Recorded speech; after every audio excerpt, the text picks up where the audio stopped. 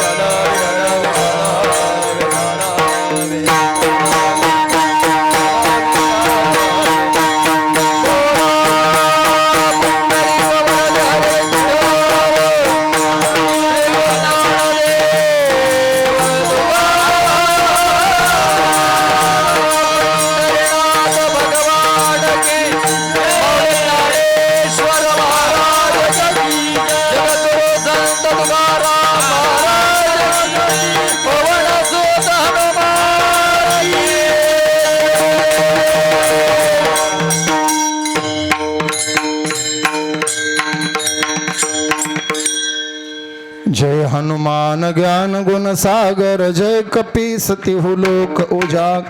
रामदूत अतुलित बल धामा, अंजनी पुत्र पवन सुत नाम. महावीर विक्रम बजरंगी, कुमति निवार सुमति केस. कंचन बरन विराज सुवेश, कानन कुंडल कुंचित केसा. बास कमी कर थोडा. मस्तक हे पायावरी, यावर करी संतांच्या. प्राप्त स्थळी प्राप्त प्रसंगी सेवेकरिता निवडलेला अभंग शांती ब्रह्म संत श्रेष्ठ संत श्री एकनाथ महाराज यांचा 4 चरणाचा संत दर्शनानं जीवनाला प्राप्त होणाऱ्या धन्यतेचं चिंतन करणारा अभंग आहे. विठाला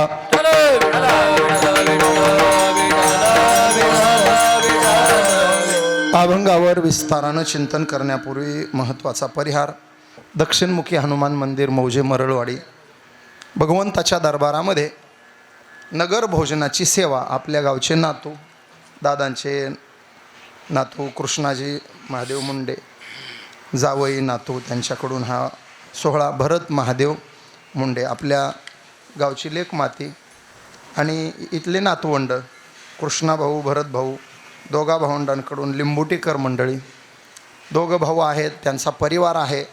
लिंबोट्यावरून आणि पांगरीवरून आलेले सर्व भाविक आहेत, गावकरी भाविक आहेत, माता भगिनी आहेत आणि मुंडे परिवाराचे सर्व नातेवाईक आहेत.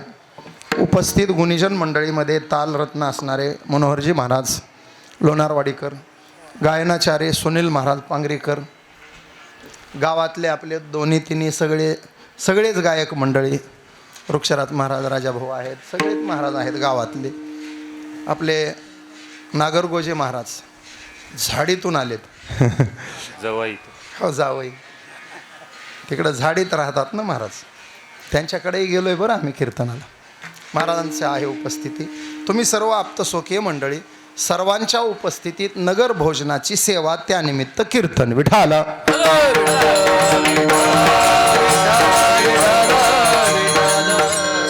मानवी जीवनात काही गोष्टी प्रयत्न केल्याशिवाय साध्य होत नाही. काही गोष्टी प्रारब्धानं मिळतात, काही गोष्टी प्रयासानं प्रतिभेनं मिळतात आणि काही गोष्टी फक्त प्रसादानं मिळतात. प्रयत्नावर बोलायचं ठरलं तर साधं एक आपल्याकडचं वाक्य आहे, दे रे हरी पलंगावर म्हणा ना, पलंगावर असं होत नाही. हातपाय हलविल्याशिवाय पर्याय नाही. हां, प्रयत्न केल्यावर मिळणार नाही असं समजायचं नाही. प्रयत्ने वाळूचे कण रगडिता तेल हे गळे. म्हण आहे, तेल गळत नाही, पण तेवढे प्रयत्न करावेत माणसानं. वाळूतून तेल काढायचे प्रयत्न करावेत. आपल्याकडं जुनं वाक्य आहे बघा, प्रयत्नांती परमेश्वर. प्रयत्न करायचा, देव लांब नाही. खरं तर मानवी देहाला मरणानंतर काही काडीची किंमत नाही. कितीही देखणं शरीर असलं, कितीही मोठ्या माणसाचं असलं, तरी मेल्यावर काय करतात? जाळतात, फुकून देतात म्हणा. का पंतप्रधानाचं शरीर आहे म्हणून ठेवलंय का 10-5 वर्ष? एखाद्या वैज्ञानिकाचं शरीर आहे म्हणून ठेवलं का? बर, जाळूनही टाक. का जाळलं? कारण यातलं काहीही उपयोगाला येत. शरीर जायाचे ठेवणे तरीच अभिलाष जणे, अभिलाष जणे तरीच अभिलाष जणे, जणे तरीच अभिलाष जणे. शरीर जायाचे तरीच अभिलाष जणे.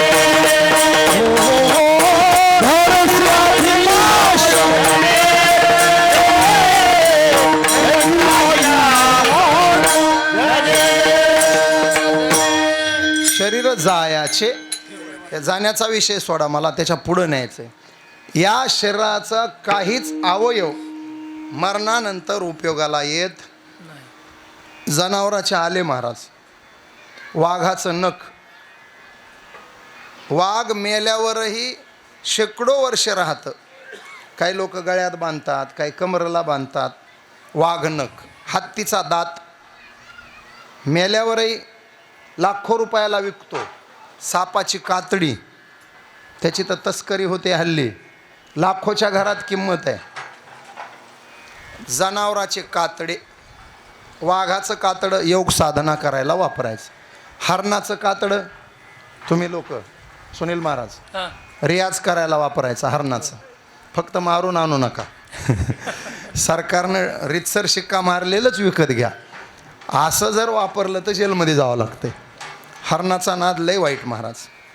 रामापासून ते सलमानपर्यंत सगळ्यांना विचारा, जे जे हरणाच्या नादाला लागले. राम 6 महिने बायकोपासून लांब राहिले. कोणामुळं? हरणामुळं. आणि बाकी ह्यांचं सोडून द्या, हे तर जेलमध्ये गेले. कोणामुळं? हरणामुळं. हरिण वाईट बाबा. हा, रियाजाला चांगलं, गाण्याच्या रियाजाला. अहो बाकी लांबचं जाऊ द्या, हे मृदंग आहे मनोहर महाराज. खोड सोडलं तर बाकी काय आहे? कातडच आहे ना. वादी कातड्याची, धूम कातड्याचं, पुडी कोणाच्या? माणसाचं, जनावराचं. माणसाचं लावता येत आणि नाही लावलं तेच बरं आहे. माणसाचं जर लावलं असतं तर मृदंग कीर्तनात उभा राहिला असता. ह्याच्या कीर्तनात मी वाजणार नाही, ह्याचं ना आपलं जमत नाही, ह्याची चाल तर वाजवतच नाही म्हणलं असता. ह्याचं ना आपलं सूत्रच बसत नाही. त्याच्यात पुन्हा आता 6 पक्ष आहेत महाराष्ट्रात महाराज. मृदंग जर इंजिनवाल्याचा असता तर ते घड्याळवाल्याच्या कीर्तनात वाजला नसता. आणि मृदंग घड्याळवाल्या असता तर तुतारीवाल्याकडे गेला नसता. त्याच्या तर कीर्तनालाच येत नाही म्हणला असता, घरी बसून राहीन. फुलावाल्याचा मृदंग असता तर त्या हातावाल्याकडे गेला नसता. नशीब माणसाचं नाही चालत तेच बरं आहे. मला पुढं न्यायचं आहे तुम्हाला. माणसाकडं फक्त प्रयत्न आहे बघा. आता पुढचं ऐका. पशुका होत पणैया, नरका कछु न होय, नर करणी करे सो नरका नारायण हो जाय. करणी म्हणजे कर्मन, कर्म म्हणजे प्रयत्न. माणसानं जर प्रयत्न केला तर देवाची होईन म्हणती ते होती, तरी का चित्ती न धरावे. आयुष्याच्या साधने, आयुष्याच्या साधने साधने, आयुष्याच्या साधने,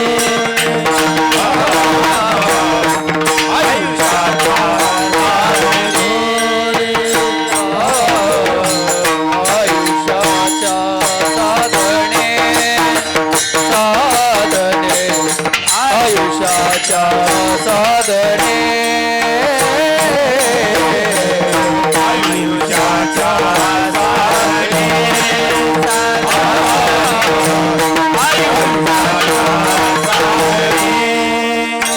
सच्चिदानंद पदवी घेणे सच्चिदानंद पदवी घेणे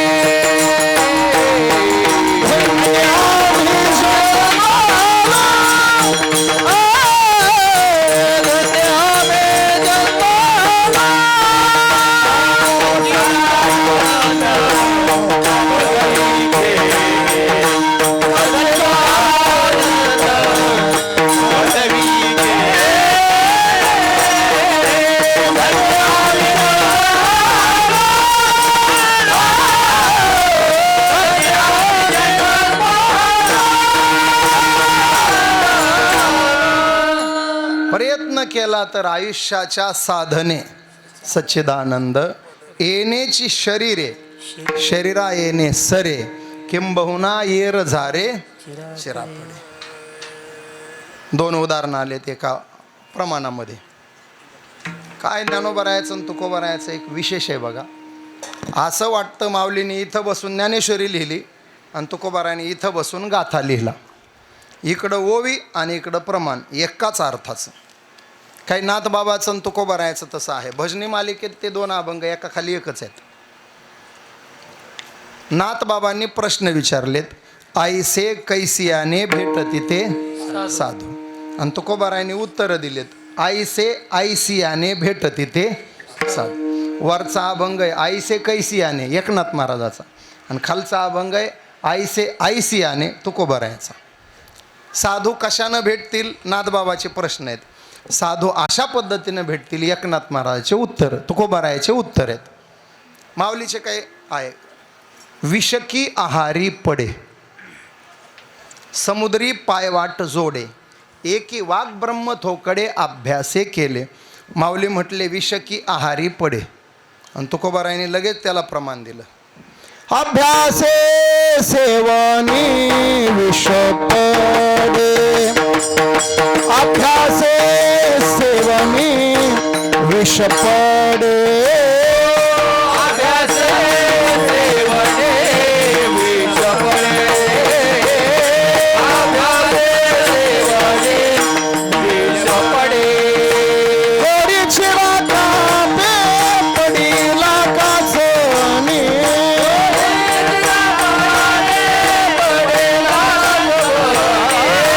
गोडीची वाकापे पडीला काचणी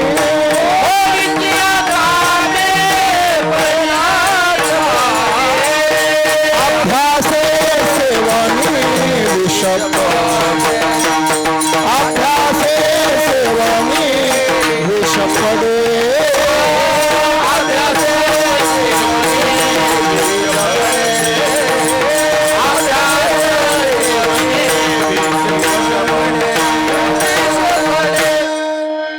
जुन्या काळातला एक दृष्टांत आहे. दोरी चिरा कापे पडिला काचणी. जुन्या काळात गावामध्ये पाणी पुरवठा करायला काय असायचं, विहीर म्हणा दुसरं काय आड आड आड असायचा का, आड असायचं. आणि आडातलं पाणी काढायला काय असायचं, पाहुरा. पाहुरा कशाला अडकायचा, ते चाक असायचं ना, काय म्हणायचं, रहाट. रहाट होतं जुन्या काळात. एका आडावर 4 रहाट लय झाले.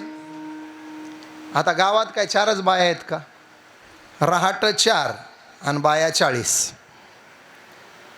मग आता 4 रहाटावर 3 जणी जरी उभ्या राहिल्या एका मागं एक, तरी 12 तिथंच अडकल्या, 8 शिल्लक राहिल्या. मग वेळ कुठं असायचा बायांना. बरं जिची घागर भरली तिच्याबरोबर गप्पा मारीत घरी जायचे. मग तिच्याच बरोबर जायचं तर घागर तिच्या बरोबरच आपली काढली पाहिजे. मग त्या रहाटाची वाट बघत नसायच्या बाया. असा एक दगड असायचा, आपण काय म्हणायचं त्याला, ते चिप, शिळा शिळा असे. आणि मग त्या दगडावर दोरी ठेवायची आणि पहरामध्ये सोडायचा. भरला की त्या दगडावरून ओढायचा. मग एकीचं झालं की दुसरीनं तिथंच करायचं, तिसरीनं तिथंच 6 महिने गेल्यावर ती दोरी दगडाला घासून घासून घासून दगडाला काय पारायचं, त्यालाच काचणी म्हटलंय तो खबर आहे. दोरी चिरा कापे पडिला काचणी. रोज एकाच जागेवर जर दोरी घासली तर त्या दोरीनं दगड सुद्धा कापता येतो. याला प्रयत्न म्हणायचं. विठाला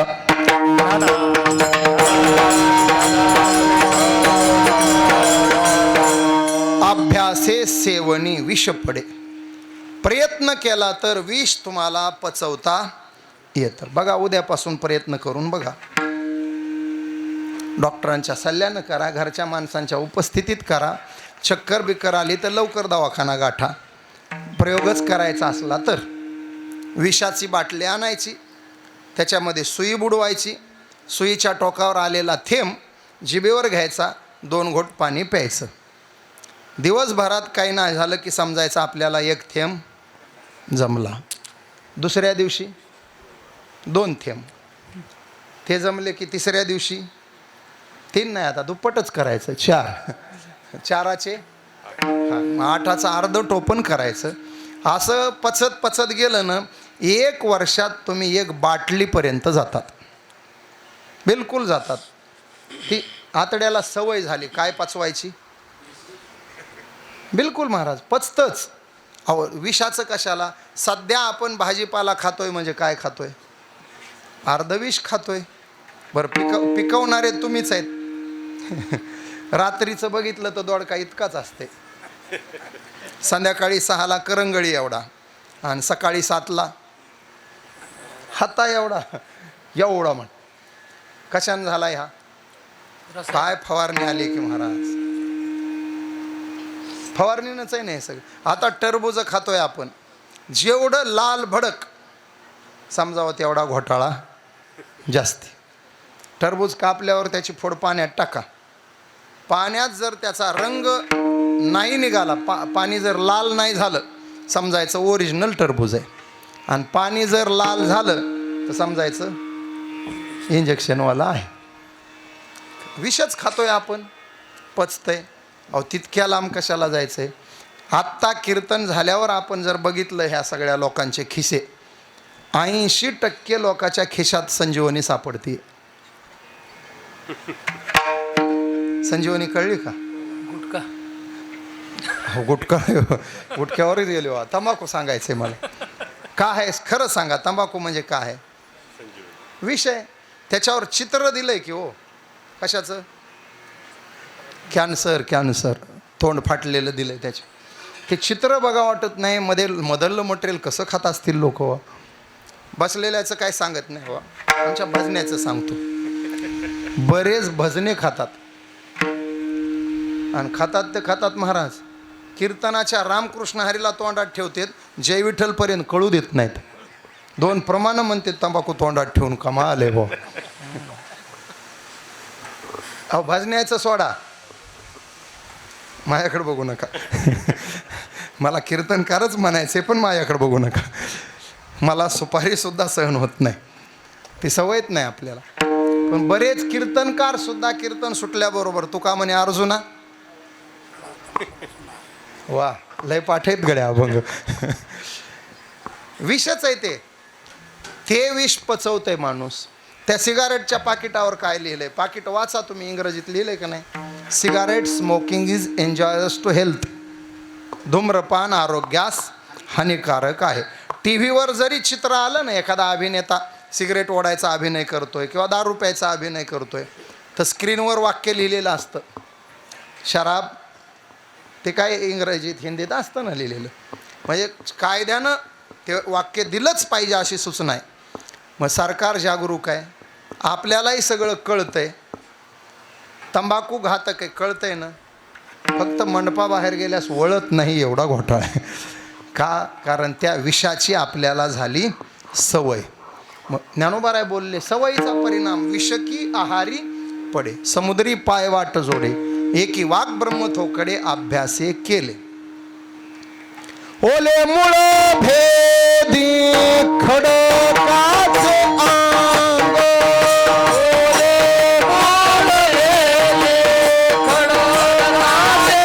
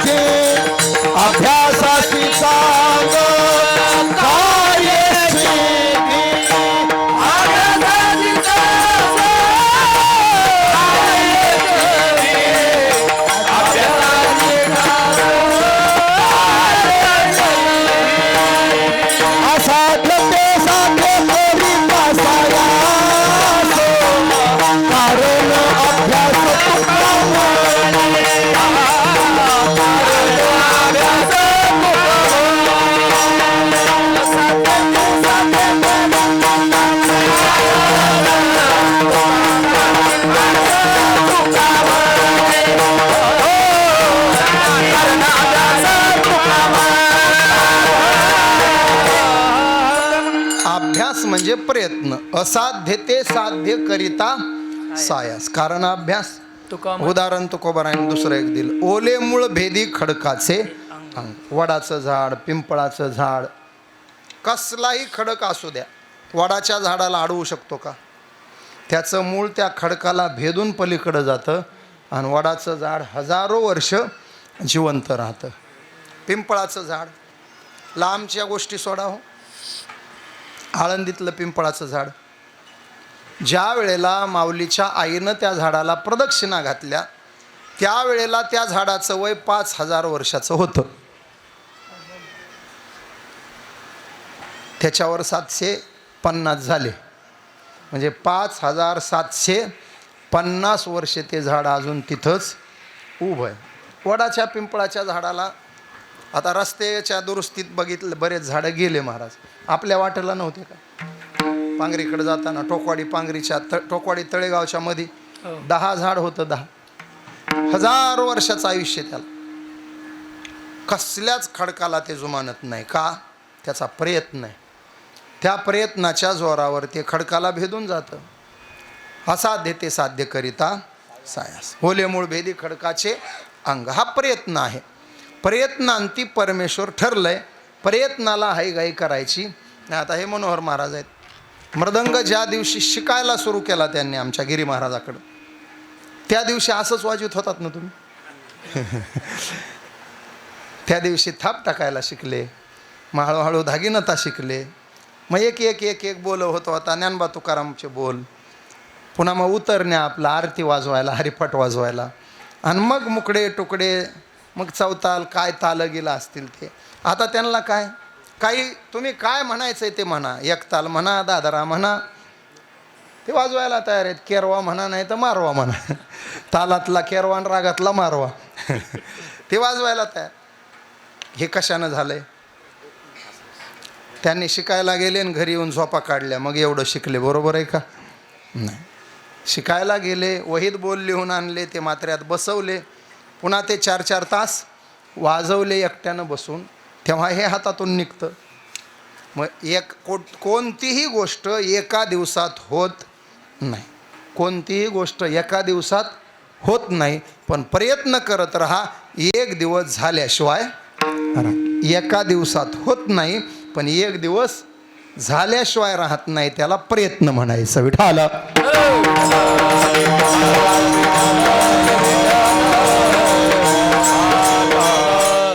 प्रयत्नाच्या नंतर प्रारब्ध येतं. काही गोष्टी प्रारब्धाशिवाय पदरात पडतच नाहीत.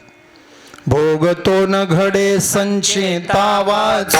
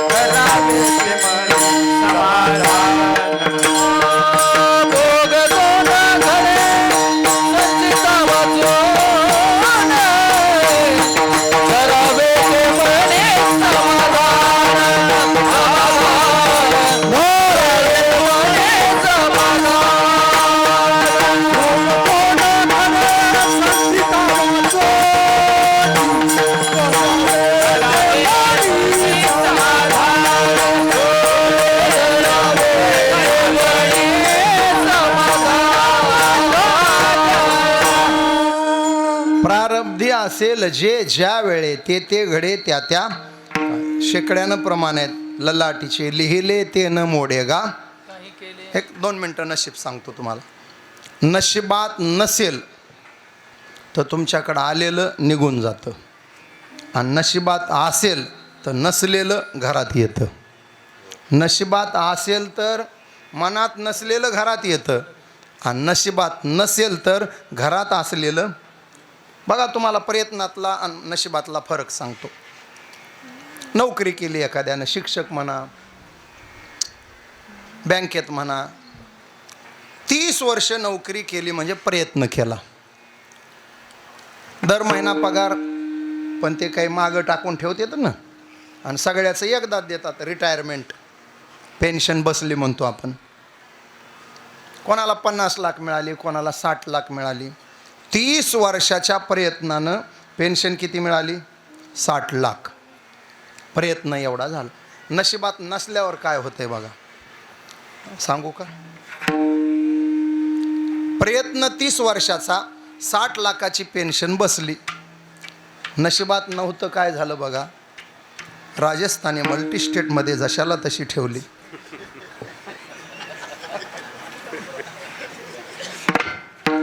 इथं नाही मेळ बसला म्हणून बीडला जाऊन ज्ञानराधामध्ये ठेवली. आणि त्या 2 महापुरुषांनी तुम्हाला दुपारी चुना लावून सगळं गठुडं घेऊन गेले.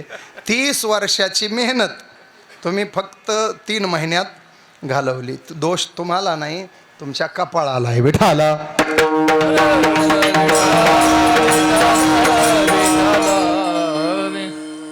मला त्या नेणाराचं काहीच वाटत नाही. 60व्या वर्षी दामदुप्पटसाठी लोभी झालेल्यांचं कौतुक वाटते. अरे 60ला तुम्ही दामदुप्पटसाठी पैसे ठेवताय, 67ला तुम्हाला दामदुप्पट मिळणार आहे. काय काय कामाला येणार आहेत 67ला? कान वाया गेलेले, दात वाया गेलेले, डोळे वाया गेलेले, गुडघे वाया गेलेले. का आळंदीला जाणं होणार आहे का पंढरीला? उलट ठेव का महाराज, आता जे नोकऱ्या बिवकऱ्या करतात ना, 60ला दाम आलं ना, कुठल्याच बँकेत ठेवू नका. मस्त गाडी घ्या, चांगले कपडे घ्या, आणि बायकोला गाडीत बसवा. जिंदगीभर वेळ देणं झाला नाही, 3 महिने घरीच येऊ नका. जे निघायचं इकडून संभाजीनगरकडून शिर्डी, नाशिकला त्र्यंबकेश्वर, भीमाशंकर, आळंदी, 8-8 दिवस राहायचं मस्त महाराज. एखाद्या चांगल्या ब्राह्मणाचं घर बघायचं आणि त्यांना म्हणायचं, वा 3 टाईम आम्हाला जीव घाला दर्शनाला आणि एखादी खोली मुक्कामाला द्या. 8 दिवस आळंदी, 8 दिवस देहू, चातुर्मास काढायचा पंढरपुरात. पोरांचं लय टेन्शन घ्यायचं. 60व्या वर्षी दामदुपीट पैसे टाकतात का कुठं? मग हे असे चोर दुपारीच घेऊन जातात. जुन्या काळातले तरी चोर काळे कपडे घालायचे, रात्री दरोडे टाकायचे. हा तुम्ही म्हणा आता, पांढरे घालायले तर दुपारी 12ला दरोडा टाकायले. माझा मुद्दा आहे, ह्याला प्रयत्न प्रारब्ध म्हणायचं. 30 वर्षाच्या प्रयत्नानं मिळालेलं 50-60 लाखाचं धन प्रारब्धात नव्हतं म्हणून ते 2 बुवा घेऊन गेले. मी 2च सांगितलेत, असले लय कळेत. घेऊन जाणारे असले खूप आहेत. मी फक्त 2 सांगितले, माझ्या माहितीत होते तेवढे. आपल्याकडं जुनी म्हण आहे बघा, सांगू का? व्याजाला सोकला आणि मुदलाला मुकला. किमान 60 ओलांडल्यावर तरी व्याजाला सोकू नका विठाला.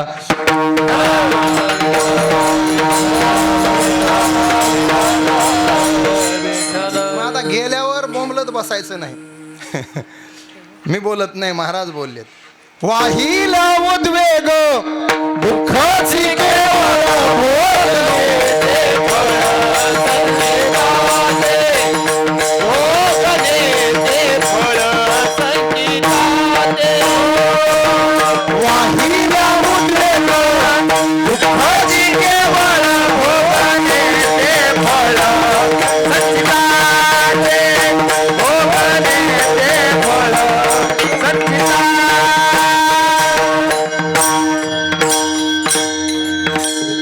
आता उद्योग करून काय? वाहिल्या उद्वेग. बरं गेलंय तर गेलंय, पण गेलेला आठवण काढल्यावर काय होणार आहे? दुःखच होणार आहे ना. हो का? घटना घडली ते एक दुःख आहे, आणि त्या घटनेचा आठव केला ते दुसरं दुःख आहे. माणसं मागचं उगाळीत बसतात. उगाळीत बसण्यानं काय होणार आहे? आपली जुनी म्हणे, कोळसा किती उगाळला तर शेवटी काळत. तसं दुःख किती उगाळलं तर रूपांतर सुखात होणार आहे का? दुःख उगळत बसा, शेवटी पदरात दुःखच पडणार आहे. वाहिल्या उद्वेग दुःखाची इथं द्यायचं सोडून आता भोगणे ते फळ. शेवटी माणसं म्हणतातच ना, वैतागून जाऊन काय म्हणते, जाऊ द्या महाराज आपल्या म्हणा ना नशिबात. मग तिथं येतच महाराज, तुमचा लाख प्रयत्न असू द्या, नशिबातही असावं लागतं. विठाला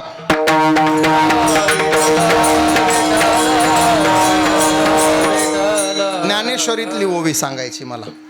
एक खेडेगाव होतं, ओवी सांगतो हे दृष्टांत झाल्यावर.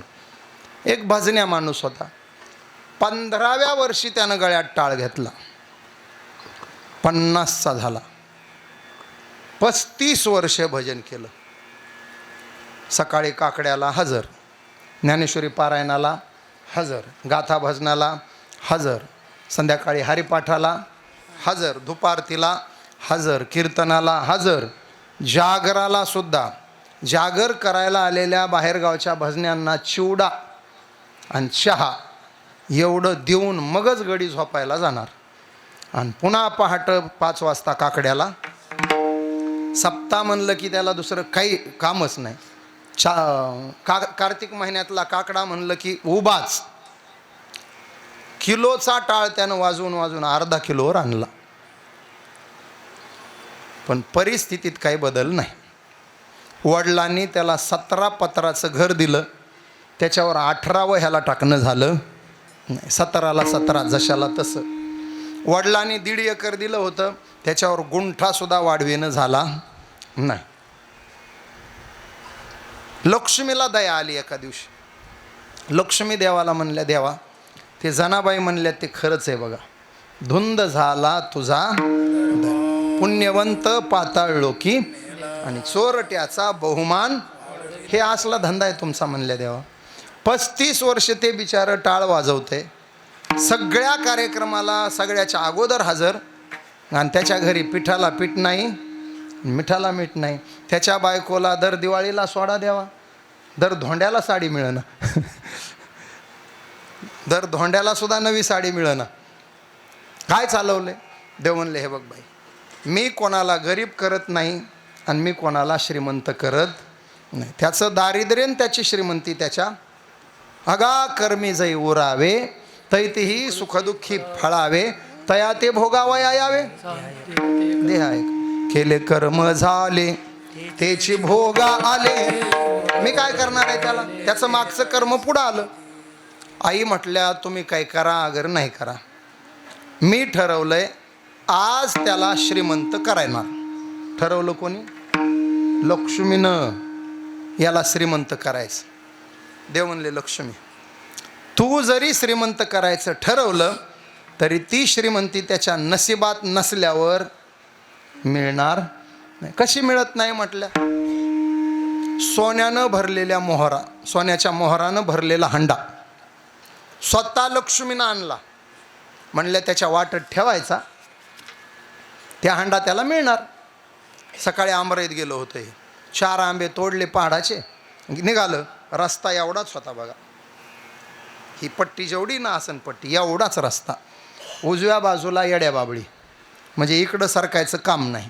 आणि डाव्या बाजूला सगळं बेसरम, म्हणजे माणसं नाही, वनस्पती. वनस्पती डाव्या, इकडं बेसरम वनस्पती, इकडं येड्या बाबळी, मधून वाट. लक्ष्मी म्हणलं, ह्या वाटेनं ते चालत येणार आहे. 100 पावलावर हांडा ठेवायचा. आता उजवीकडे वळायचं नाही, डावीकडे वळायचं नाही, बरोबर हांड्यावर येणार. भगवान म्हणले, बघू आता त्याच्या नशिबाचं काय आहे ते, मी कशाला काय सांगू. नशिबात असला तर मिळेल आणि नसला तर.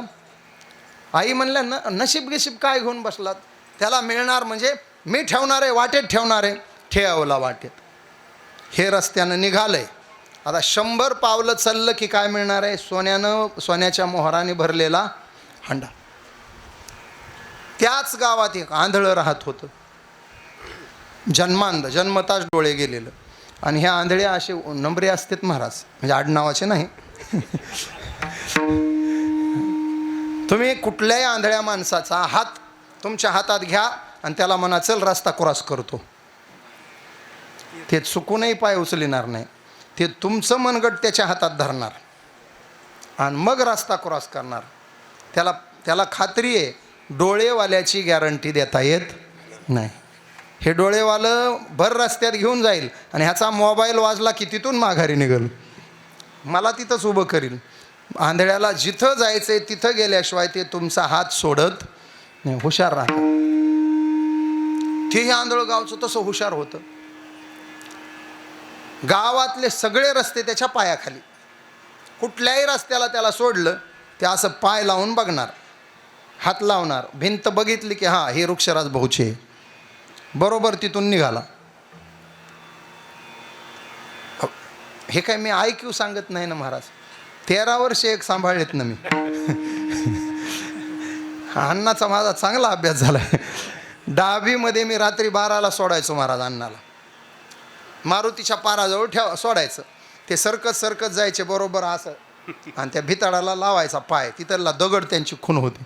दगडाला पाय लागला, हां महाराज चला आता लागलं मार्गाला म्हणायचे. आणि बरोबर 3ऱ्या मिनिटाला मला फोन यायचा. मी डाबी पाटीला येईपर्यंत अण्णाचा फोन. महाराज घरी पोहोचलो, दार लावून घेतलं, जा तुम्ही.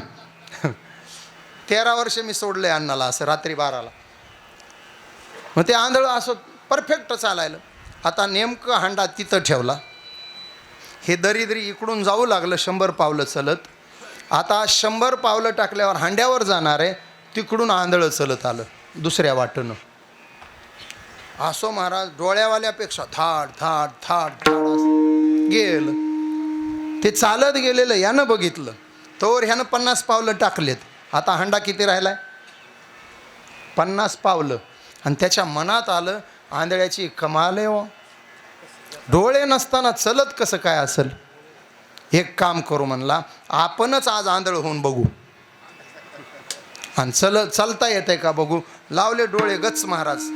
डोळे असताना काय झालं, आंधळ्याचं सोंग घेतलं आणि चलत 50 पावलं टाकले. हांड्याला कट मारला. हांड्याला कट मारून पुढं गेलं. पुढं 12 पावलं टाकले, उजवीकडं वळलं आणि आंधळ्याच्या मागं गावात चलत गेलं. आणि पुढं अर्धा किलोमीटर गेल्यावर डोळे उघडिले. हे त्याला जमते असं कुठे म्हणला, आपल्याला बी जमते. भगवान म्हणले लक्ष्मीला, अजून देतीस का हांडा सांग. माझा मुद्दा इथे, त्याला श्रीमंत बनवायचं कोणी ठरवले? लक्ष्मीनं. तरीसुद्धा त्याच्या नशिबात नसल्यामुळं तो हांडा त्याच्या पदरात. आता ओवी सांगतो तुम्हाला. ना तरी प्राप्तीची वेळ माऊली म्हणतात, निदैवा सुटती आंधळेपणाचे डोहाळे. तो निदैवा असल्यामुळं डोहाळे कशाचे लागलेत? आंधळ होण्याचे. ज्ञानोबारायांनी दुसरी एक ओवी दिली. निदैवाच्या परिवरी लोह्या म्हणजे सुवर्ण मुद्रा. लोह्या रुतलिय आहाती सहस्रवरी, परी तेथ बैसोनी उपवासू करी का दरिद्री जिये. विठाला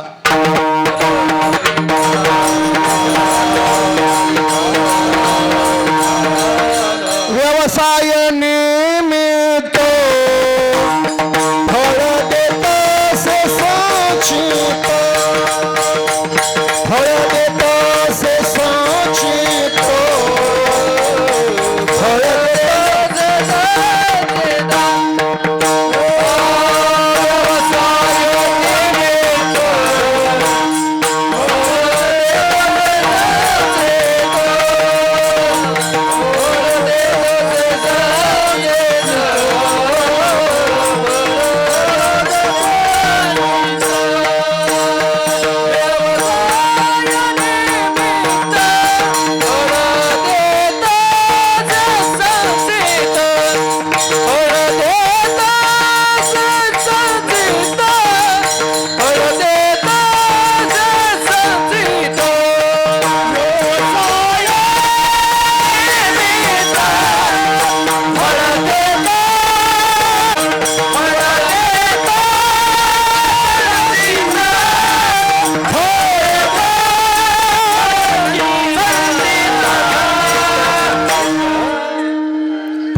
तसे तुम्हाला पदरात फळ देणारं नशीब आहे.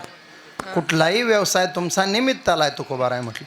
बऱ्याच लोकांना वाटतं राजकारणात गेल्यावर लय पैसा मिळतो.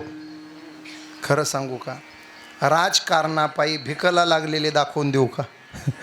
लय झाल्यात ओळखी आपल्या.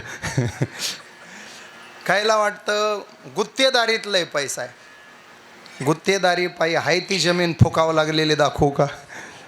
खायला वाटतं वाळू. वाळूत लय मजा आहे. त्या वाळूच्या नादानं घरदार विकावं लागलेले दाखवू का? हे फक्त निमित्त आहे महाराज. तुमचं प्रारब्ध अनुकूल झालं. आपल्याकडं जुनी म्हण आहे बघा, लोक म्हणतात अरे त्याचं काय बाबा नशीब घेऊन आलंय र, माती हातात घेतली तरी म्हणतात का नाही लोक. आणि होतंयच तसं महाराज. माती हातात घेतली की सोनं. आता हे विटभट्टीवाले काय मातीच आहे की, राखण माती एकत्र करून विकायलेत. माझ्या गावात 100 पोरं करोडपती झाले. काय विकलं? अरे मातीन राखच विकली ना. मातीन राख एकत्र केली आणि भाजून विकली, त्याची वीट झाली. आणि विटेवर दुसऱ्याला विटा देता देता यांचे घर उभे राहिले. 100 पोर आहेत महाराज, कोटीच्या घरात खेळतात. मग आता लोकांना वाटते भट्टी टाकल्यावर लय पैसे. भट्टी टाकून बी जमीन विकावं लागलेली दाखवू का? तुम्हाला वीटभट्टी पैसा देत नाही, नोकरी पैसा देत नाही, उद्योग पैसा देत नाही. पैसा नशिबात असावा लागतो विठाला.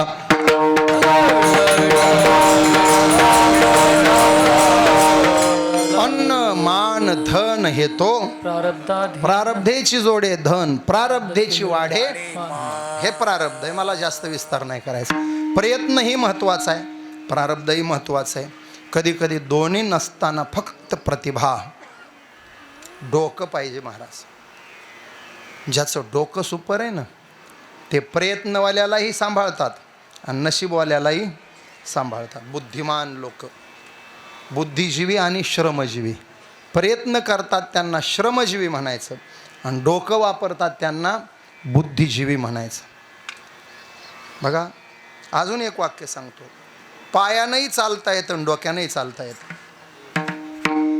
पायानं चालणारी माणसं अंतर कापतात आणि डोक्यानं चालणारी माणसं ध्येय गाठतात. एक बुद्धिमान शेकडो प्रयत्नवादी लोकांना कामाला ठेवू शकतो. डोकं.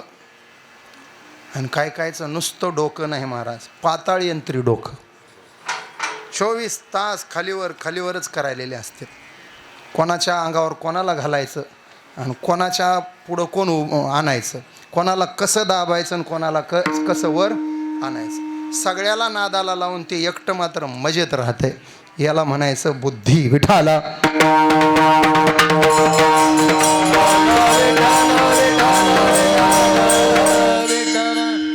काही विशिष्ट लोक ह्याच भानगडी करतात महाराज आणि त्या भानगडी करूनच ते मोठे होतात. मला ह्या बुद्धिवाचं सांगायचं नाही, सद्बुद्धीचं सांगायचं आहे मला.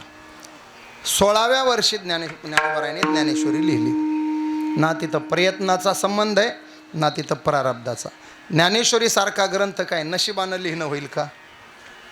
बरं किती प्रयत्न केले म्हणजे लिखाण करता येईल? जीवनभर प्रयत्न करू द्या, ज्ञानेश्वरीच्या पासंगाला बसता येणार नाही. आणि 10 जन्माचं नशीब तुमचं उजडू द्या, ज्ञानेश्वरीसारखा ग्रंथ आपल्याकडून लिहिला जाणार.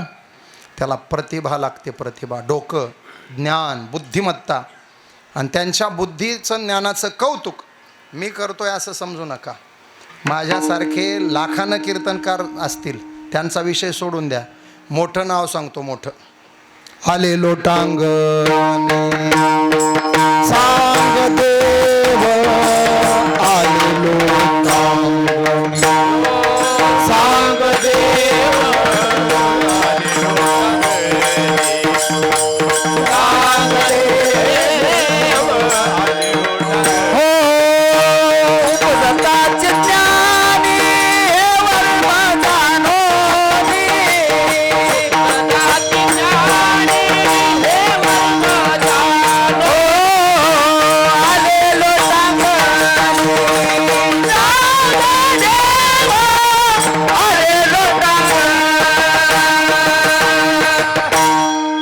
आले लोटांगणी.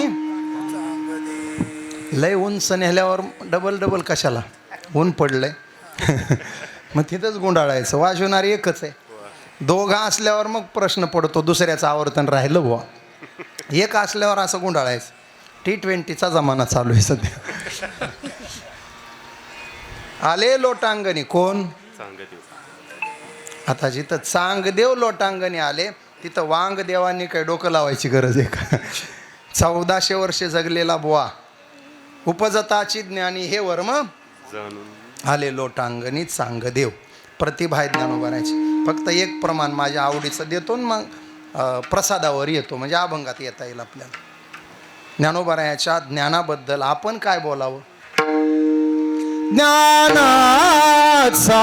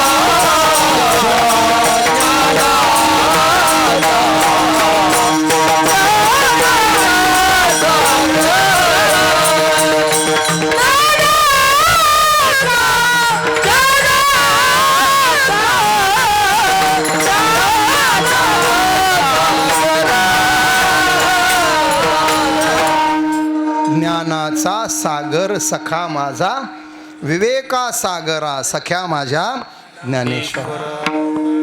प्रतिभा आहे महाराज. ज्ञानेश्वरीवर बोलायला वेळ नाही मला, नाही तर एखाद्या 2-4 ओव्यात अडकलो तर 2 तास जातील. कारण ज्ञानेश्वरी आमचा अति आवडीचा विषय आहे. सगळंच आहे ज्ञानेश्वरी, सगळंच. प्रपंच आहे, परमार्थ आहे, तत्वज्ञान आहे, अज्ञान आहे, विज्ञान आहे, राजकारणसुद्धा अस्खलित आहे. ज्ञानोबारायांनी राजकारणाचा एक गुण सांगितला आहे. राजकारण करणाऱ्या माणसाने कधीच खरं बोलायचं नसतं, असं ज्ञानोबारायांनी सांगितलं. ज्ञानेश्वर माऊली म्हणजे वेगळ्या अर्थानं ओव्या लिहिल्यात, आता ते शोधावं लागतं. मला सांगा, ते कारलं कशात शिजवल्यावर गोड लागल? मग माऊली म्हणले, राजकारणी काय भानगड झाल्यावर खरं बोलल? हे माऊलीचा दृष्टांत आहे महाराज. कडू दुधिया गुळे माखीला. ज्ञानोबाराय म्हणतात, कडू दुधिया आपण कारलं घेऊ, गुळे माखीला. पुढचं सांगूच का? लय अवघड तुकडा आहे. गाढव तीर्थी नाहनीला, मृत जैसा शृंगारीला. माऊली म्हणतात, गाढव तीर्थात आंघोळ घालून आणलं. कोण? मी 4 पायाचं म्हणायलोय, तुमच्या डोक्यात नसलेलं यायचं. 4 पायाचं गाढव तीर्थात आंघोळ घालून आणलं. मोकळं सोडल्यावर कुठं जाणार आहे? राखे सवे भेटी केली तेने, केली तेने, राखे सवे भेटी केली तेने, राखे सवे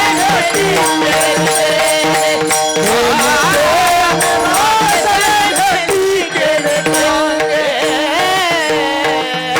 गाढवाची अंगी चंदनाची उटी, चंदनाची उटी लावली त्याला. गाढवाची आणि कुठं गेलं ते?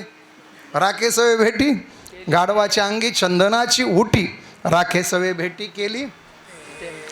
ते मूळचं कुठं जाईल महाराज? एका पोरानं बापाला म्हणला, मला राजकारण शिकायचे, मला राजकारण शिकवा. बाप म्हणला, उद्या सकाळी आंघोळ करून ये, पहिला धडा शिकवतो तुला. पोरगा आंघोळ करून टकाटक होऊन आलं. सांगा बाबा राजकारणाचा पहिला धडा. बाप म्हणला, 3ऱ्या मजल्यावर जाय. पोरगं वर गेलं. हा बाबा आलो वर. वरून खाली उडी टाक. आल्याबरोबर सांगतो पहिला धडा. पोरानं टाकली उडी, हात मोडला. बाबा हात मोडला, मोडू दे, पहिला धडा झाला. तो म्हणला, काय पहिला धडा? राजकारण करताना बापावर सुद्धा विश्वास ठेवायचा नाही. हा राजकारणातला पहिला धडा. जन्म देणाऱ्या बापावर सुद्धा विश्वास ठेवायचा नाही, याचं नाव. हे सगळं माऊलीने सांगितलं. म्हणजे काय काय शिकवावं तुम्हाला माऊलीने. शेती शिकवली, व्यापार शिकवलाय. माऊली म्हटले, माऊलीच्या ओव्या आहेत महाराज, कधी एक निवांत भेटला तर सांगेल तुम्हाला. एखाद्या माणसाला तुम्ही 10-5 हजार उधार दिले आणि त्यानं ते फेडायला 5 वर्ष लावले. किती वर्ष? आणि देताना 10 रकमी दिले नाहीत. इटके कॉर्नरला भेटलं, हे बघ 1000 रुपये धर, 9,000 राहिले बघ. पुन्हा 2 वर्षांनी टावरला भेटलं, हे बघ हे 1,500, 7.5 राहिले बघ. पुन्हा वैद्यनाथ कॉलेजपाशी भेटून, हे बघ हे 1,500, 6 राहिले बघ. आणि सगळं झाल्यावर शेवटी एका दिवशी जीव घातलं.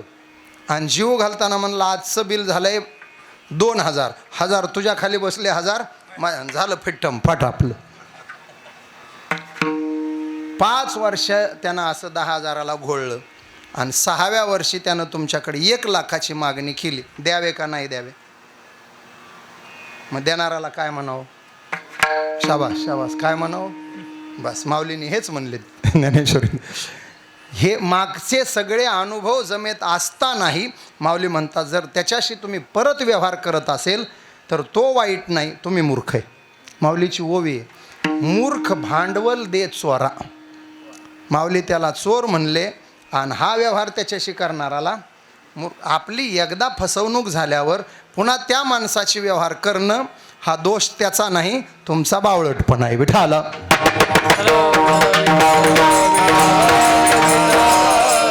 अजून काय माऊलीने काय घरी येऊन पाणीच भराव का आपल्या? एवढं सगळं शिकवलंय, फक्त आपण वाचत नाही, हे दुर्दैव आहे. वाचलं पाहिजे महाराज. आता आम्हाला काही कमी भेटत येत होय मागणारे महाराज. शाळा मास्तर सुद्धा लांबवर गेलं नाही ना कोण. 25 तारखेपासून फोन करतात बघा, 2,000 द्या, 3,000 द्या. 25 ते 1 तारखेपर्यंत 6 दिवस मी शक्यतो त्या काळात माझा मोबाईल बायकोकडं असतो. घरी असताना देवपूजा करायला सांग, ह्याला खोटं बोलणं म्हणायचं नाही, याला व्यवहारी वागणं म्हणायचं. ज्ञानेश्वरी वाचायलेत मन, नाही तर पाहुणे आलेत त्यांच्यासोबत बोलत बसलेत मन, त्याचा फोन काही मला देऊ नको. मी ती यादीच काढून दिली बायकोकडे. एवढ्या लोकांचा फोन आला की महाराजाची देवपूजा सांगायचं म्हणलं. याला खोटं बोलणं म्हणायचं नाही, याला व्यवहारी वागणं म्हणायचं. माझ्याकडे बघू नका, मलाही बसलाय दानका 1-2 वेळा. बसलाय म्हणूनच सावध झालो आहे. अहो एक जणानं तर एवढं फसविलं महाराज. आई आजारी आहे म्हणला, सलाईन लावलेत म्हणला दवाखान्यात, 3 दिवस झाला ॲडमिट आहे म्हणला. आणि काही करून फोनपेला पैसे करावंच लागतात. आता मी पुण्याकडे होतो बघा ना महाराज. मी त्याच्या फोनपेवर पैसे टाकले आणि माऊलीच्या मंदिरात दर्शनाला गेलो. मी दर्शन करायला आत गेलो आणि म्हातारी दर्शन करून बाहेर आली. काकू इकडं कुठं? माय म्हणली मी 8 दिवस झालं सप्त्याला आले. आता असल्यावर माणसासोबत मी पुन्हा व्यवहार करावं का सांगा? ते त्याच्यावर 25 वेळा टोकवाड येऊन गेलं. मी त्याला चहाला सुद्धा बोलविलं नाही. बोलवावं का सांगा मी? आणि बोलविलं तर मी काय ठरल म्हणा म्हणा. माऊली जे म्हणले तेच. असल्या माणसाला जर मी चहाला जेवायला बोलवलं तर मी सुद्धा माऊलींच्या भाषेत मूर्खच ठरणार आहे. इतकं व्यवहाराचं ज्ञान शिकवलं आहे. मला प्रतिभा सांगायची, प्रयत्न झाला, प्रारब्ध झाला आणि प्रतिभा झाली. आता प्रसादावर येऊ आपण. अभंगात यायचं आपल्याला. नाथबाबांच्या जीवनातलं परिवर्तन प्रसादाने. जनार्दनाची कृपा दत्तात्रयाचा प्रसाद.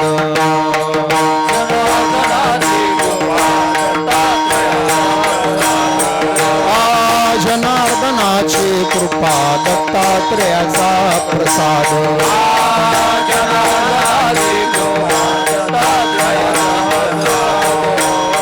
भागवते टीका रामायण आत्मबोध.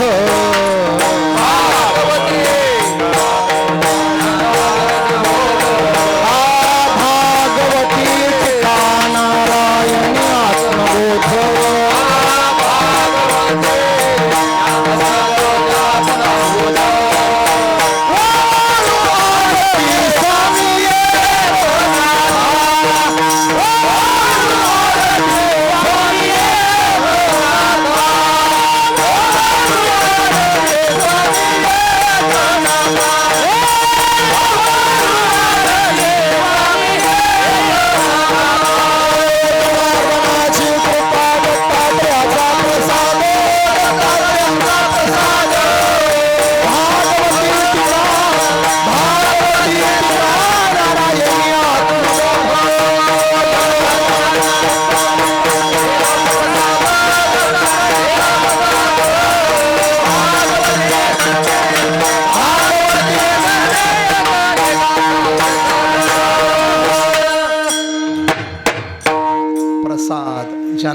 भगवानाची कृपा दत्तात्रेयाचा प्रसाद. देवाच्या प्रसादे करारे. आपल्या परंपरेत उकळीकर फडाच्या देहोकाराच्या परंपरेमध्ये शेवटला आपण अभंग म्हणतो, शेष घेऊनी तुमची झाली या भोजन. बस हा प्रसादच आहे. प्रसाद म्हणजे काय? मुरमुरे खाणं म्हणजे प्रसाद नाही. प्रसाद शब्दाची व्याख्या आहे का? प्रभूचे साक्षात दर्शन, त्याला म्हणायचं प्रसाद. ज्याच्या सेवनानं साक्षात प्रभूचं दर्शन होतं त्याला प्रसाद म्हणायचं. नाथांच्या जीवनात काय झालं? जनार्दन स्वामीकडं नाथ शिकत असताना एका दिवशी जनार्दन स्वामीला वाटलं याला भगवत दर्शन करून दिलं पाहिजे. फाल्गुन वद्य षष्ठीचा दिवस. देवगिरीच्या उंच कड्यावर दोघं गुरु शिष्य गेले. समोरून एक फकीर आला, सोबत एक कुत्री होती. जनार्दन स्वामी धावत गेले, आलिंगन दिलं. आता एकनाथ महाराजांची नजर अजून सामान्य आहे.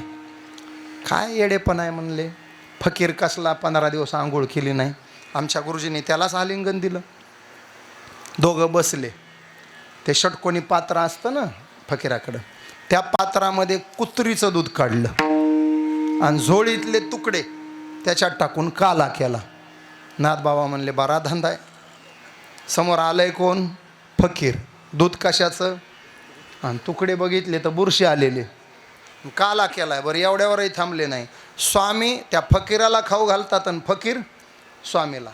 एकमेका देऊ काला वाटू सेवितो हा रस वाटितो. बरं आहे गड्या म्हणले, ह्यांनी गीता काय वाचलेली दिसत नाही. उच्छिष्टम अपिचा मेध्यम भोजनम तामस प्रियम. उष्ट खाणं तामस आहार आहे. हे त्याचं उष्ट आणि ते ह्याचं उष्ट खातायत. बरं आमचे गुरुजी ब्राह्मण, सोहळ्यातले ब्राह्मण आणि फकीरासोबत बसले. किळस आली नाथांना. ते दोन महात्मे दोघांनी खाऊन घेतलं. 2 शीत राहिल्या फक्त आता पात्रात. स्वामी म्हटले नाथा इकडं या. नाथाने सांगितलं तुमचं चलू द्या. सकाळी सकाळी पूर्णाच्या पोळ्या खाल्ल्या 2. या म्हटलं या. गुरु आज्ञा. इलाज बंद झाला. पळत आले जी एवढा प्रसाद खाऊन टाका. नाथ म्हणले हे आत गेलं की पहिल्या 2 पोळ्याच बाहेर येतात बघा. खा म्हटलं ना. आता गुरु आज्ञा. नाथ म्हणले खात नाही पितो. कारण ते तुकडे असं बोटानं कसे खावेत. त्यांच्या मनानं अर्धा ग्लास पाणी टाकू, ते हिसळू आणि एका घोटात सगळं मध्ये ढकलून देऊ. नाथानं तेच केलं. मध्ये पाणी टाकलं, पात्र हिसळलं आणि एका घोटामध्ये पोटात ढकललं. तो काय साधा प्रसाद आहे का महाराज? डोळे बंद करून पिलं, डोळे उघडले. दिव्य दृष्टी प्राप्त झाली. दिव्य ज्ञान प्रकट झालं अंतकरणामध्ये. मल विक्षेप आवरण दोष नाहीसा झाला आणि ज्ञान दृष्टीनं समोर पाहिलं. ते गुरु नव्हते, चतुर्भुज विष्णू तिथं दिसू लागले. गुरु परमात्मा परेशू. आणि त्या फकीराकडे बघितलं, तो फकीर नव्हताच. ते साक्षात 3 शिरे 6 हात दत्त भगवान होते. ती कुत्री नव्हती, कामधेनू होती. आणि तुकडे बुरशी आलेले तुकडे नव्हते, ब्रह्मज्ञानाचा चुरा होता. ब्रह्मज्ञानाचा चुरा कामधेनूच्या दुधामध्ये मिसळून परब्रह्म स्वरूप जनार्दन स्वामी आणि त्रैदेवाचा अवतार दत्तात्रेय भगवंत यांचा प्रसाद सेवन करायला मिळाला. नाद बेभान झाले. श्री संताची माता साष्टांग हे करी दंडवत आणि उठून उभे राहिले. सांगितलं गुरुदेव भगवान एवढ्याच प्रसादाच्या सेवनानं माझ्या अनंत जन्माचा शिन गेला. म्हणून आजचा दिवस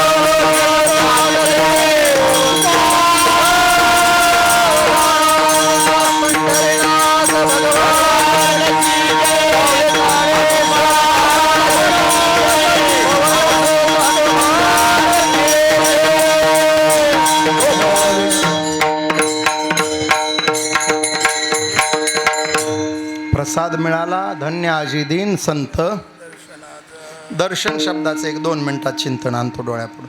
आपल्या डोक्यात एकच दर्शन बसलंय. मूर्ती दिसली की डोकं आपटायचं, मूर्ती दिसली की महाराज दिसला की. हे दर्शन नाही, हे पायावर डोकं ठेवणं झालं. ह्याच्या पुढं सांगू का, हे फक्त माथा फोडणं झालं. दर्शन काय? ज्या मूर्तीच्या पायावर आपण डोकं ठेवलंय त्या मूर्तीचं जे मूळ स्वरूप आहे त्याला यथार्थत्वानं जाणून घेणं, याला म्हणायचं दर्शन. मारुतीला जाणायचं आहे. पायावर डोकं, ही मूर्तीच्या पायावर डोकं झालं. मारुतीचा काय जीवन आहे यथार्थत्वानं जाणून घेणं, याला म्हणायचं दर्शन. विठोबाचं काय स्वरूप आहे यथार्थत्वानं जाणून घेणं, याला म्हणायचं दर्शन. पायावर डोकं ठेवणं, पाया पडणं झालं. ती एक प्रक्रिया झाली प्रातिनिधिक स्वरूपाची. आता ऐकणं, याचे पण 2 अर्थ आहेत. एक आजोबा माझ्याकडे आले, महाराज लय आरडतोय पण पोरं काही ऐकत. मी म्हणलं मग प्रॉब्लेम पोरांच्या कानाचा आहे. डॉक्टर संतोषकडे दाखवा. ते कानं बघत येत म्हणलं. माझं काय, मी डॉक्टर आहे पण कानाचा नाही म्हणलं, साहित्यशास्त्रातला आहे. ऐकणं, महाराज तसं नाही हो. म्हातारं वैतागून म्हणलं ऐकत नाहीत म्हणजे काय बहिरे झालेत असं नाही. म्हणलं मग ऐकत नाहीत याचा अर्थ मी सांगतो तसं वागत नाहीत. कळलं का ऐकण्याचा अर्थ? तुकोबाराय म्हटले ऐके रे जना तुझ्या स्वहिताच्या ऐक. याचा अर्थ ऐकायला तर तुम्ही रोजच ऐकायला. मी जेवढे वर्ष झालं कीर्तन करत नाही त्याच्यापेक्षा जास्त वर्ष झालं तुम्ही ऐकताय. बरोबर आहे का? मला कीर्तन सुरू करून 25 वर्ष झाले. इथं बसलेल्यात काही काही आहेत ज्यांनी 40 वर्षापासून कीर्तनं ऐकलेत. माझ्यासारखे बरेच म्हणा बरेच वाटायला लावलेत. मग ऐकलं, हे ऐकणं कानाचं ऐकणं झालं. आणि संतांनी जसं सांगितलंय तसं वागणं, याला म्हणायचं खरं ऐकणं. तसं पायावर डोकं ठेवणं हे खरं दर्शन नाही. ज्याच्या पायावर डोकं ठेवायचं त्याला यथार्थत्वानं जाणणं, त्याचं यथार्थत्वानं मूळ स्वरूप अभ्यासणं, याचं नाव आहे दर्शन. रोज जनार्दन स्वामी तर दिसतच होते, दत्त मूर्ती तर घरातच होती. मग आजच धन्य आजी दिन संत दर्शनाचा का? कारण आज प्रसादामुळे गुरुतलं परब्रह्म दिसलंय आणि फकीरातला दत्त दिसलाय. म्हणजे खरं दर्शन झालंय मूळ स्वरूपाचं. म्हणून धन्य आजी दिन. आणि त्या दर्शनानं काय होतं? अनंत जन्मीचा शिन. शिन म्हणजे दुःख. खूप जन्म गेलेत आपले, मागचं जाऊ द्या. एकट्या मानवी जन्मात खरंच प्रामाणिकपणे तुम्ही कबुली द्या बरं, सुख जास्त आहे का दुःख जास्त आहे? काय वाटतंय तुम्हाला? ज्याला सुख जास्त वाटतंय त्याचा आपण सत्कार करू. कशाचं सुख आहे महाराज? एखाद्याला आम्ही म्हणायचं वृक्षराज महाराज कसं काय? त्यांनी म्हणायचं बरं. म्हणतात ते बरं, पण नसतं त्यांचं, नसतं कोणाचंच खरं, तरी म्हणायचं असतं बरं. राणी दुखिया दुखी भेटले माऊली म्हटले. सुख पाहता जवा पाडे आणि दुःख एवढे. एक छोटासा दृष्टांत मोठ्यांच्या मुखातून ऐकलेला सांगतो आणि थांबतो. दुःख किती आपल्याला. एक जण जंगलात गेलं, जुन्या महाराज लोकांचा दृष्टांत. वाघ मागं लागला, पळत पळत पळत पळत हा पुढं, वाघ मागं. एवढा दमदाटेपर्यंत पळला, 100 फूट खोल विहीर. काडावर गेलं, आता आवरता आवरता पडतो पडतो म्हणत विहिरीमध्ये कोसळला. पण हाताला पारंबी लागली. वडाचं झाड होतं, पारंब्याला लटकला. जमलं वा म्हणला, वाचलो. वाघ कडला येऊन थांबला. आता खाली जातो म्हटला घसरत घसरत विहिरीत उतरतो. आणि वाघ निघून गेला की कुठंतरी कड्या कपारीत पाय देत देत वर येतो. असं म्हणून खाली जाऊ लागला. खाली बघितलं, एवढा मोठा नागोबा. काठावर वाघोबा आणि विहिरीत नागोबा. आणि मध्ये अडकला काळोबा. काळोबा नाही तर बाळोबा. बापरे म्हणला. खाली उतरलं तर नागोबा आहे, काठावर वाघोबा आहे. एक काम करू, पारंब्याला लटकत लटकत वर जाऊ, झाडावर बसू अर्धा तास, आणि वाघ निघून गेल्यावर उतरून जाऊ. असं म्हणून वर चढायला गेला. असं शाबास. मोहोळ नाही, आग्या मोहोळ. नुसत्या मोहोळानं काय होते, आग्या मोहोळ महाराज. आता त्याची माशी चावल्यावर होय दवाखान्यात सुद्धा इलाज होत नाही महाराज. तसलं आग्या मोहोळवर गोंग करायलेलं आणि हे असं लटकलंय. बस म्हणला आता, खाली नागोबा, काटावर वाघोबा, वर मोहोळोबा. आणि तेवढ्यात मोहळाचा कांदा फुटला ना, इथं एक थेंब पडला. आग्या मोहोळ खावागड्या म्हणला लय भारी असते. तेवढ्या तारांबळीमध्ये जीभ बाहेर काढू लागलं. कशासाठी? महाराज म्हणले आपल्या जीवनात प्राप्त झालेलं सुख किती आहे. जीभ लावलीच पठ्यानं, जिभेनंच ते मध घेतलं, हा हा हा काय आनंद आहे म्हटलं. आता आनंद आहे होय. अरे डोळे उघडून बघ जरा. जिभेला तुला आनंद मिळतोय, पण तू वाचतोय का नाही याची शक्यता नाही. मिळालेलं सुख त्या थेंबा एवढं आहे मधाच्या, आणि असलेलं दुःख त्या 3 बाजून आलेल्या संकटा एवढे. महाराज म्हणले ते सगळं अनंत जन्मीचा शिन गेला विठोबा रखुमा. त्या न्यायानं मला पुढं जायचं नाही. एवढंच. ज्यांचं पत्रिका द्या आता, पत्रिका. ज्यांचं आज नगर भोजन आहे, आपल्या गावचे नातू आहेत, कृष्णा महादेव मुंडे, भरत महादेव मुंडे आणि सगळे त्यांचा मुंडे परिवार. आणि इथला परिवार आघाव परिवार, आघाव परिवार, मुंडे परिवार, दोन्ही परिवाराच्या वतीनं आपण आलेली सगळी पाहुणे मंडळी, गावकरी मंडळी, खास करून लिंबोटा, पांगरी वरून आमच्या भागातून पट्ट्यातून आलेली सर्व मंडळी, तुम्ही गावकरी मंडळी, सर्व गुणीजन मंडळी, सर्वांच्या उपस्थितीमध्ये या परिवाराच्या पाठीशी मारुतरायाचा आशीर्वाद राहावा ही सद्भावना. आणि मारुतरायाच्या आशीर्वादानं त्यांच्याही जीवनामध्ये हा सोन्याचा वेळ यावा, अनंत जन्मीचा शिन गेला. आणि मारुतरायाला हात जोडून त्यांनी म्हणावं, धन्य आजी दिन संत दर्शनाचा. ज्ञानेश्वर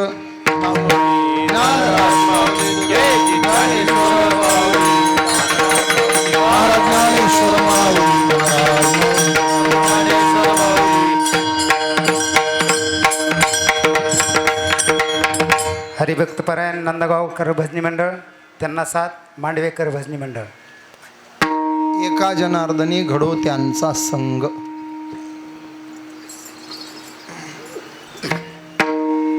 एका जनार्दनी घडो त्याचा संग. एका जनार्दनी घडो त्याचा संग. एका जनार्दनी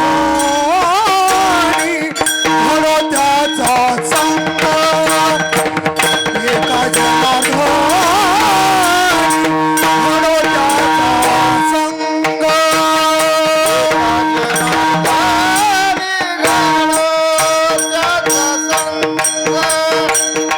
एका जनार्दनी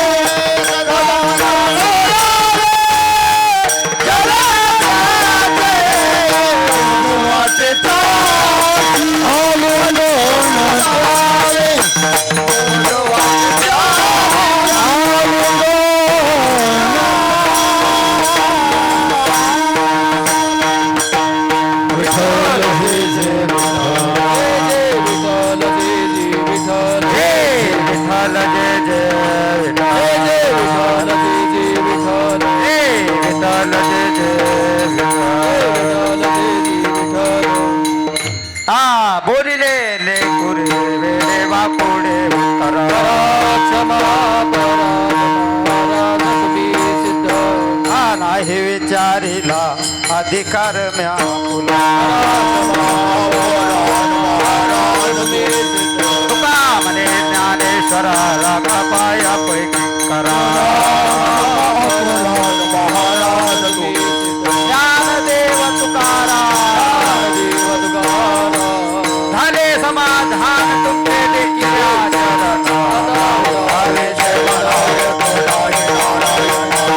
सुरुवारी कपडे ते सापडले केने तुका म्हणे भोग केला दिवाळीला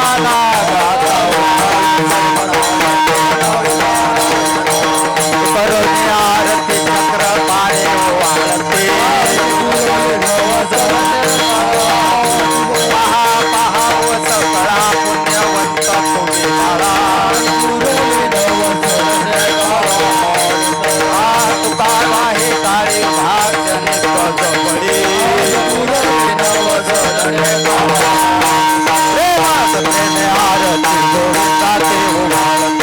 गोविंदा देव हारा पुराणे मुक्ता वाळती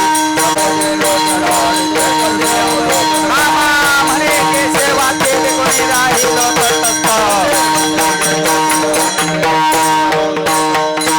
योग्य 28 विद्यावादी उभा बाबा के उपाय निजदेव सोमा राजा बेटी ब्रह्मादेगा वाहे बेमा उदर जग जय पांडुरंगा माई वल्लभ राई च वल्लभ मारुति लगाडी